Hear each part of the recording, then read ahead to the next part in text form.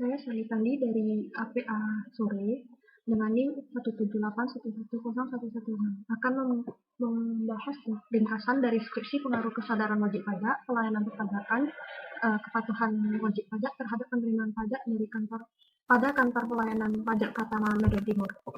Penelitian ini merupakan penelitian kuantitatif dengan pendekatan asosiatif yang dilakukan pada kantor pelayanan pajak Pratama Medan Timur.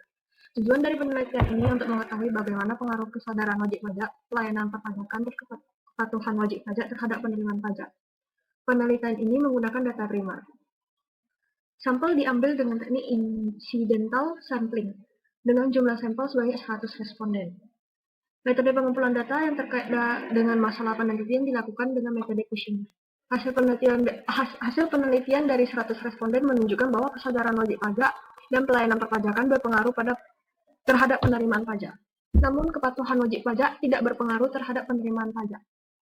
Kesadaran wajib pajak, pelayanan perpajakan, dan kepatuhan wajib pajak berpengaruh secara simultan terhadap penerimaan pajak. Rincian hasil yang didapat adalah sebagai berikut. Yang pertama, kesadaran wajib pajak berpengaruh terhadap penerimaan pajak.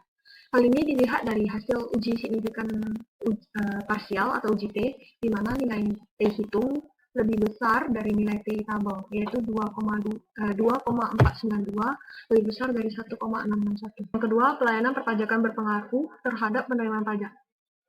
Hal ini dilihat dari uji signifikan parsial, di mana nilai T hitung lebih besar dari nilai T tabel, yaitu 3,411 lebih besar dari 1,661. Ketiga, kepatuhan wajib pajak tidak berpengaruh terhadap penerimaan pajak. Hal ini dilihat dari uji signifikan parsial, di mana T hitung lebih kecil dari nilai T tabel, yaitu 0,965 lebih kecil dari 1,661. Dari perhitungan, diperoleh bahwa kesadaran wajib pajak, pelayanan perpajakan, dan kepatuhan wajib pajak berpengaruh secara simultan terhadap penerimaan pajak. Hal ini dilihat dari uji F, di mana F hitung lebih besar dari F tabel dengan nilai 16,977 lebih besar dari 2,7. Validitas digunakan untuk mengukur sah atau valid tidaknya suatu kuesioner. Suatu kuesioner dikatakan valid jika pertanyaan pada kuesioner tersebut mampu untuk mengungkapkan sesuatu yang akan diukur pada kuesioner tersebut. Pengujian validitas ini menggunakan pendekatan Pearson correlation. Jika korelasi antar skor masing-masing butir pertanyaan dengan total skor mempunyai tingkat signifikan di bawah 0,05, maka butir pertanyaan tersebut dikatakan valid, dan sebaliknya. Uji reliabilitas adalah alat untuk suatu kuesioner yang merupakan indikator dari variabel atau konstruk. Suatu kuesioner dikatakan reliable atau handal jika jawaban seseorang terhadap pertanyaan adalah konsisten atau stabil dari waktu ke waktu. Uji reliabilitas ini menghasilkan nilai cross-bell alpha. Suatu variabel dikatakan reliable jika memberikan nilai cross-bell alpha lebih besar dari 0,6. Sebaliknya, jika nilai cross-bell alpha kurang dari 0,6, maka butir pertanyaan tersebut adalah tidak reliable. Dalam penelitian ini, penulis dari skripsi ini menjadikan pengolahan data dalam bentuk angket yang terdiri dari 10 pertanyaan untuk variabel X1 yaitu kesadaran wajib pajak, 5 pertanyaan untuk X2 yaitu pelayanan perpajakan, dan 6 pertanyaan untuk variabel X3 yaitu kepatuhan wajib pajak, dan 5 pertanyaan untuk variabel Y yaitu penerimaan pajak. Angket ini diberikan kepada 100 orang responden sebagai sampel penelitian.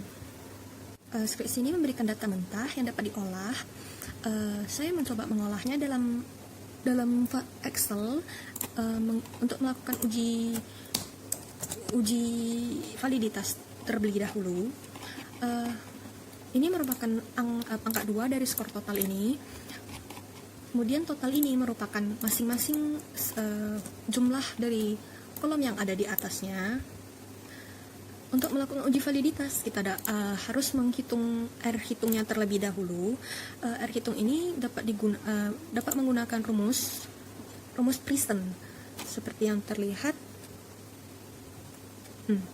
Rumus Pearson yang Pearson yaitu table array-nya ada 2. Itu yang X ini, kemudian dengan skor total ini, skor total yang di sini.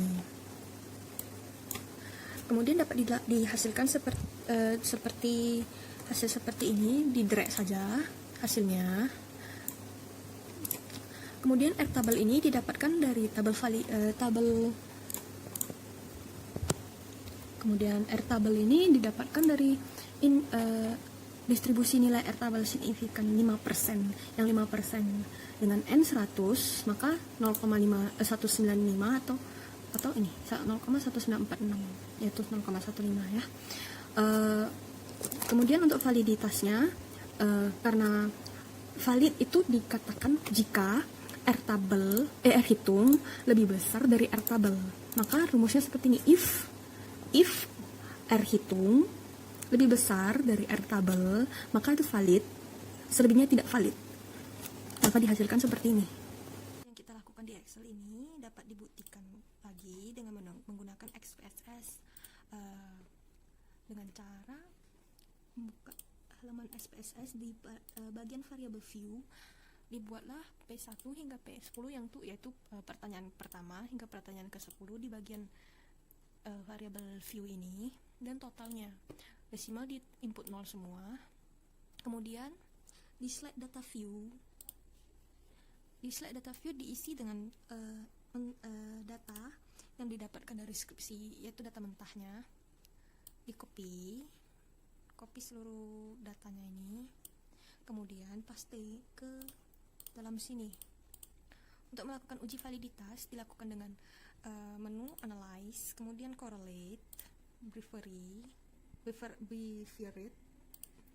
Kemudian untuk semua variabel ini dimasukkan ke dalam tabel ini. Centang present to tell, kemudian flat signification correlation. Oke kan?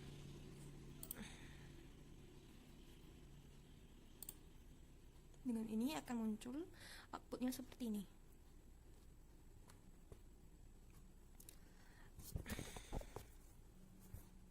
Seperti yang kita ketahui, R tabel untuk N100 adalah 0,1946. Jika dikatakan valid bila R hitungnya lebih besar dari R tabel. Dilihat dari sini P1 sama 0,492 lebih besar dari 195, kemudian P2 0,424, P3 0,335, P4 0,417, P5 0,329, P6 6,51, P7 0,616, P8 0,701, P9 0,5684, P10 0,671. Semua hasil ini lebih besar dari 0,195, maka dikatakan valid sesuai dengan hasil Excel yang telah dibuat. Maka hasil ini sama dengan SPSS. Kemudian untuk melakukan uji reliabilitas dari menu analyze, kemudian scale, kemudian reliability analyze. Dalam hal ini kita memilih untuk memindahkan semua variabel ini ke dalam kolom item, modelnya